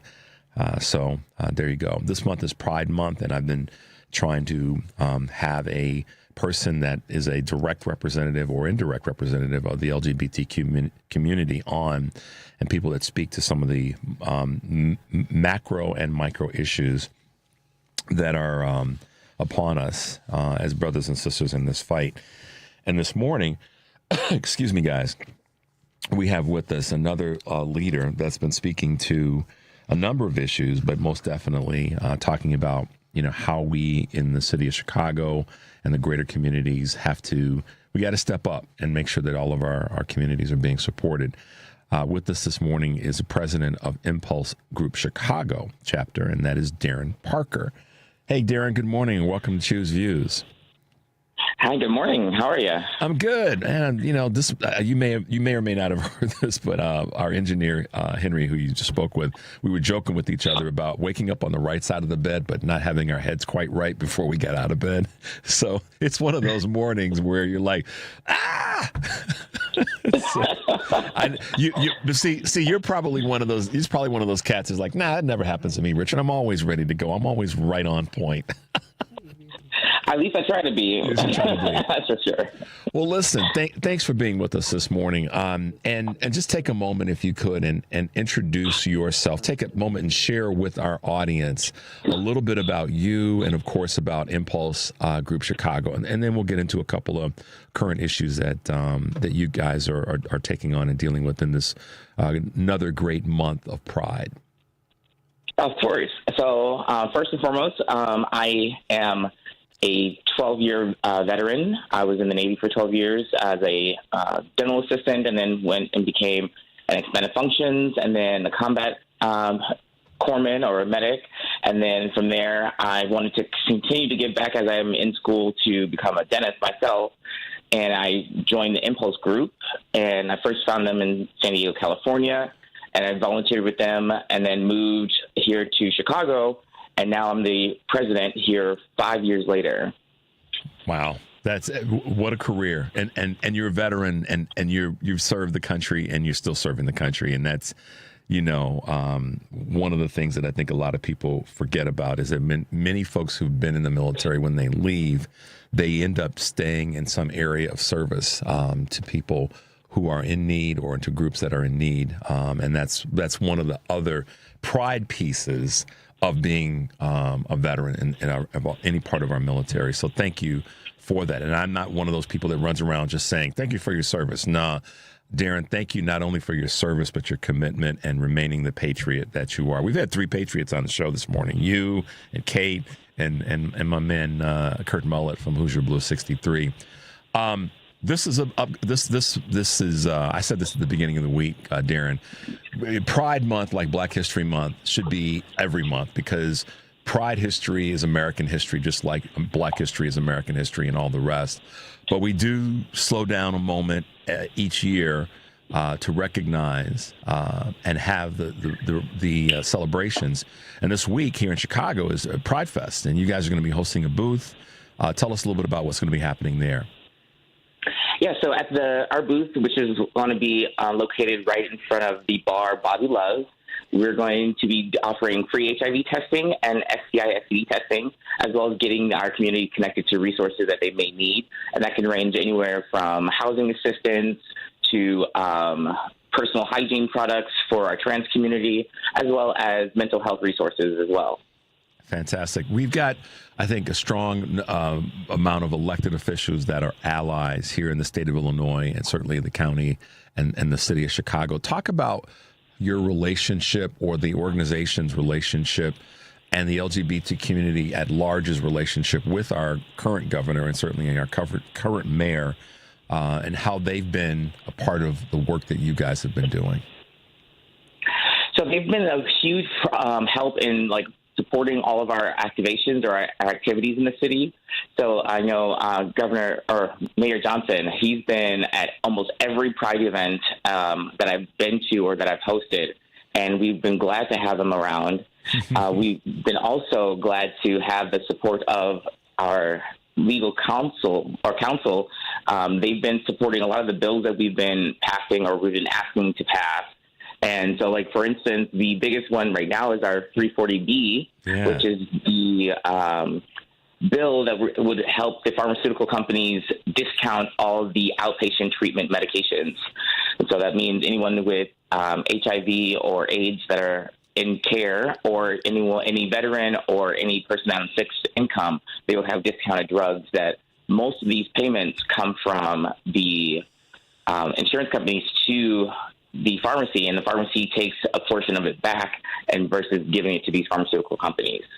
Well, and that's one of the things that I wanted to ask you about. I mean, that goes back to Bush 1 in terms of I'm drawing a blank. The Veterans Healthcare Act. Am I right about that? And that was help us through that if you can. Yeah, I mean that's totally true. The effect of this bill has no real taxation on the common person. It really costs nothing for anyone to support this bill, but it also will provide countless lives to be saved. We're looking at millions that will be saved just for my organization alone, we have currently 2 million people under care that are living with HIV or AIDS that are getting their treatment for free just because this bill is in place. And to think about how many people are going to lose their lives if this bill gets denied is going to be astronomical, you know? Oh, God, yeah. I mean, 2 million people throughout the country being their lives being furthered and preserved and kept less chaotic because of just the pricing, almost like a programming. This is so minute in terms of the action that needs to be taken, but so massive in terms of the people that it will impact. And making sure that this bill is protected as we go forward. What are some of the things that you guys are doing and talking about, and who are you pushing? Whose doors are you knocking on to make sure that this stays whole? To a lot of the city activities, such as these festivals, and just informing people of this bill. And then we also have a QR code on our website that people can go in and send a letter to their senator, and then this letter will tell their senator that they want this bill to stay in place, and it's basically like a petition for them to keep this bill, because the more voices that are heard, the more chances we have to stop things from ending so early. And so they can go on, attach themselves to this petition, and then they can then speak up without having to do very much work. Fill in the blank petition. You just fill in your name, your address, and it sends it to your senator based off of your address, and it takes care of everything else for you. Wow, that's fantastic. And the other thing about it, I mean, this is what's so incredibly important is it allows folks to purchase drugs at, if I had this right, Darren, discounted rate, and really directed toward low income or uninsured or underinsured patients. Is that correct? That's correct. Yeah, and that's what makes it even more of an import. I've said for such a long time that, you know, we spend money on defense, and if there's any areas that need to be reallocated in terms of budgeting, it's our healthcare system for all of us and our educational system for all of us, and you definitely are in that fight. We're talking with Darren Parker, who is the president of Impulse Group Chicago, a chapter of global nonprofit, the global nonprofit Impulse Group. So we're so happy to have you with us this morning. 26 cities, is that right? But also outside of the United States. That's to talk about a little bit about the global impact of the organization. Yeah, so we're in 26 cities, 13 countries, and 5 continents. So the only places we aren't in is Australia and Antarctica. So. What's up with that? I mean, what are they not? What are they not? What's going on there? Why not those 2 areas? I guess as a serious question. Right. So our benefactor, or the ones who helps us get all this information out there, is the AIDS Healthcare Foundation, and they are in every city that we have a chapter in. Unfortunately, they don't have the need for HIV medication or treatment in Antarctica, but we're trying to see if there is a need for us out in Australia. If there is, then that's where we'll go and post and get together with the local community to create this need and understanding that the care is there. But globally, we're in like Rio de Janeiro, Mexico City, Guadalajara, Beijing. We're in London, as well as New Delhi, India, and some other fun places. But there's 11 chapters in the United States alone, and the rest of them are in other countries. Wow, 26 cities across 5 continents. That's an organization that's getting some work done in a particularly critical area for members of all of our society, and that's so great to hear. Darren, as we wrap up, what are some final words, and most importantly, how people can find you, how they can get involved and know more about Impulse Group Chicago, but Impulse Group as a global nonprofit? How can folks get involved? Yeah, so we are a volunteer-led group. So if you're looking to volunteer with any of our chapters or any of our cities, you can find us on Instagram. Chicago's is Impulse Chicago. As our Instagram tag. And then if you want to find out any of the other chapters, you'll go to our website, which is impulsegrp.org, and you can find out the ways to contact them directly through their links on our website.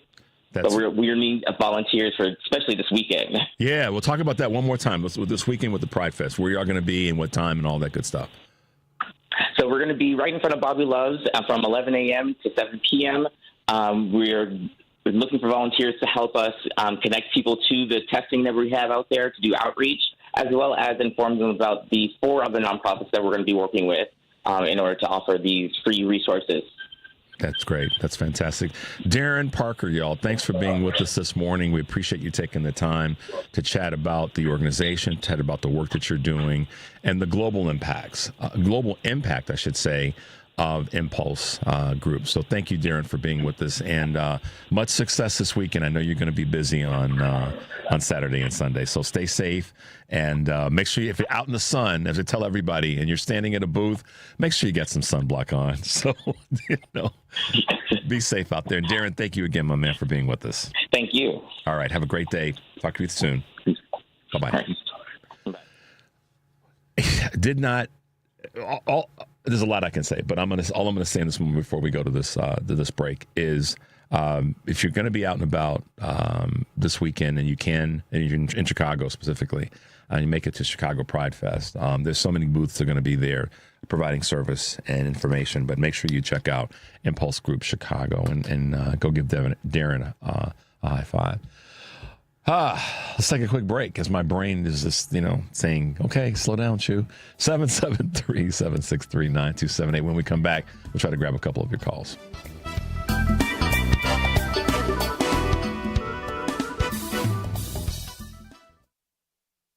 Speak your mind.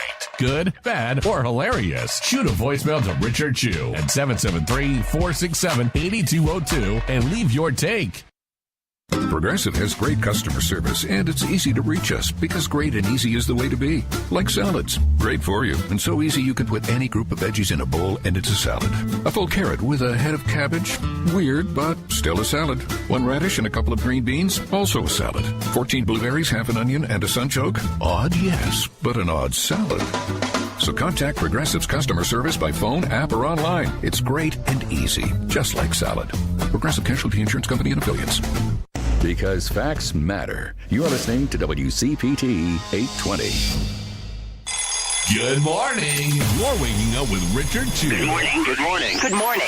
We're live and ready to hear from you. Text or call us now at 773-763-9278. Same number. Simple as that. Let's get the conversation going on WCPT 820. Chicago's Progressive Talk. Hey, Progressive, welcome back to the show. Let's grab a couple quick calls as we wrap up the show. Let's go to Jim here in Chicago. Hey, Jim, good morning and welcome to the show.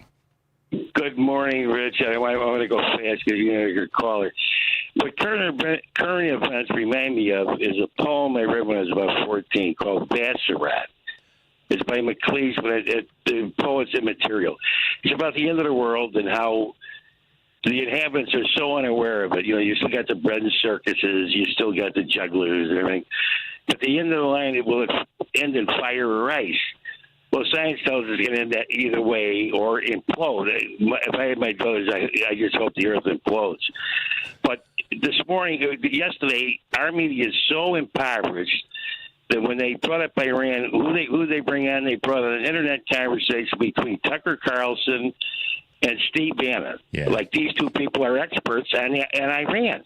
I know that Bannon's an expert in stealing. He stole $200,000, and he snubbed. Well, I'm serious. And he stubbed his nose at the American government, and he's still walking around free. But apparently, he wants to bleach the Homo sapiens white all over the world. I mean, that's his bag.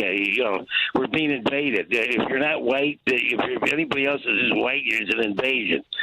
And Tucker Carlson, as far as I'm concerned, he made his money with TV dinners. He should go to internet dinners and maybe make them a little bit better than the TV dinners. And another sad note, a real sad note, is the Fulbright people that have been for 80 years. These are academics that aren't partisan. They're just trying to improve a lot of humanity. And they were completely they had to all resign this morning because Trump said, "I am the academic. Mm-hmm. I will tell you what's good for humanity." Yep. The Republican Party will tell you what's good for humanity. Because that's the situation we're in. It's crazy. I saw that the board resigns. Yeah, sure. This 80 years, Rich. 80 years of academics going down the drain. Well, they're attacking academics left and right. Our academics are Tucker Carlson and not the thief Bannon. Those are our academics now. Yeah. I mean, come on. In the Republican Party, I don't see any great academics in the Republican Party. Nope. I don't see one. Anyway, Rich, get to the next caller. You have a good one. What's good of it? I don't know. Anyway, thanks, Rich. All right. Take care. Bye-bye. Bye-bye. Yeah, y'all. The academics now are this is the what's the phrase? The lunatics are running. Not the lunatics are running the asylum. Whatever that is. That's what's happening. I that would actually slip my. It didn't slip my brain. It was on my radar regarding Fulbright and. Man, oh man. The reason I asked Kate how she's doing is because she's right in front of it all day long throughout her days of the week. And so are we, just in a different manner, meaning we collectively as progressives. So got to stay in this fight. Thanks, Jim, for that those updates. Let's go to Dave in San Francisco. Dave, good morning, and thanks for holding. Welcome to the show. Oh, morning, Richard. Yeah, the inmates run the asylum. That's what we're trying to say. Thank you. The phrase you're looking for.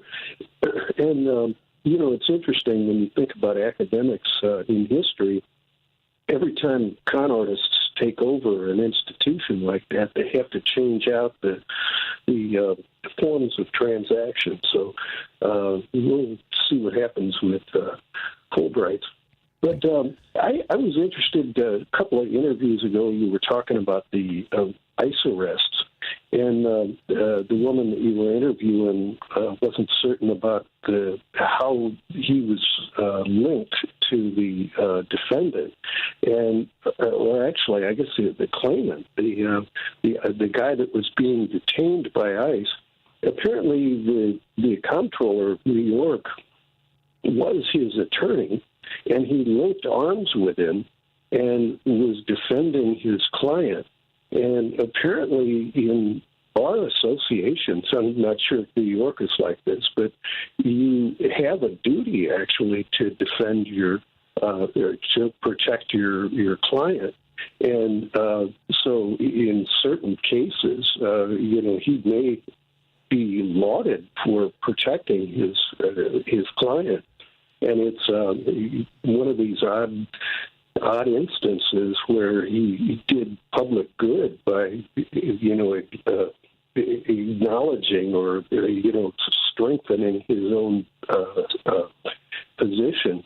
Yeah. One last thing I was going to add to this. It really seems like Trump is a pack of S&M freaks. And they're getting the taxpayers. No, I'm serious. I know you are. They're getting the taxpayers. Yeah, the taxpayers are going to be the ones that are going to have to pay for these guys getting their kicks. Yeah. Because every time they have a bad, they create bad law like this and they get shot down, it sets America up for paying for lawsuits. Yep. And these guys are S&M freaks. They enjoy doing their stuff, and they're going to have the taxpayers pay for the penalties for the damages that they've wrought. And so it's, look at these guys as S&M freaks over anything else. I had someone sent me a clip earlier that said that they believe the ICE agents or federal agents are all working for the administration. They're not real agents. They're because that's that. The questions asked, why are they not showing their identification or presenting something that represents that they're legally in a capacity to do this? I don't know if they're S&M agents, but I will say that the violence, the escalation of physical detainment of people is real. It is. I don't want to use a Susan Collins word saying troubling, but it is something that I look at and go, that's a damn shame. And to your point, David, and thank you as always for your call and your contribution. This is just going to be another. This gets into the courts in the future, and after this crazy period of time that we're in, and there are payments that have to be made. Yeah, that's federal tax dollars that will probably have to be used, or certainly jurisdictional dollars, depending on where, that come from taxpayers. So it's we talk about waste, fraud, and abuse. Dave, thank you as always for your contribution. We appreciate you, and have a great rest of the week. Okay. Years ago when Bush was in office and Guantanamo existed, there were a bunch of these right-wing talk show hosts that would get passes to go down to Guantanamo and get their kicks. Yeah. And I wonder if certain of these thugs are really just known figures that are able to pay to be in these little raids so that they can get their kicks. Yeah. It's going to be interesting because there's like booking agents, just in normal theater, there are booking agents that get have a role. In fact, when in January 6th, when they were booking the buses that drove all of these thugs to D.C., and whether or not they were carrying guns on those buses, I've always wondered whether there could be tracking through those booking agents of what's going on. Well, one of the things, and thanks, Dave, for being with us. Sure. One of the things that to that point is we don't know, and that lots of folks are asking. What we want to know more. We want more transparency from whomever and whatever these folks are and what they're doing. And I can't go too far down the road of speculation on that. But I do know that what Kate said earlier is very important, and that is to make sure that you are paying attention, that you are aware, and that as a way of support and help in this conversation around immigration and ICE and agents, that you're providing a bit of kindness to the people who may be most at risk of any of the communities that are being put upon right now. I think that's what this is one of those conversations again about going back to what Mayor Johnson said a few weeks ago at our anniversary. We have to reclaim our humanity. It starts with us. It continues with us fighting, or I should say us continuing to fight. So I encourage everyone to remain focused, but I also encourage everyone to stay in the fight. Catch your breath, heal up your wounds, and be ready to come out and fight another day, because that's clearly where we are, and we must make the effort to do that. And I know it's hard. Believe me, I know it's hard, and I don't want to put it on anybody to do anything that I myself wouldn't do. So we keep in the fight, guys. We keep you guys as motivated as we can and as focused as we possibly can. To do the work that we got to do. Tomorrow we'll be back. We've got a great show.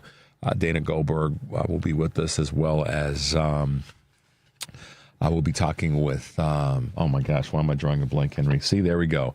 We'll be talking with Kristen Kroll, who will be with us from Fair Share America. She's doing a bus tour, which is crazy cool. So there you go, guys. Another day of Choose Views, and Henry and I getting our heads right and making this show for you wonderful listeners out there. As we say at the end of every show, take a deep breath and make your life count, because we will see you tomorrow.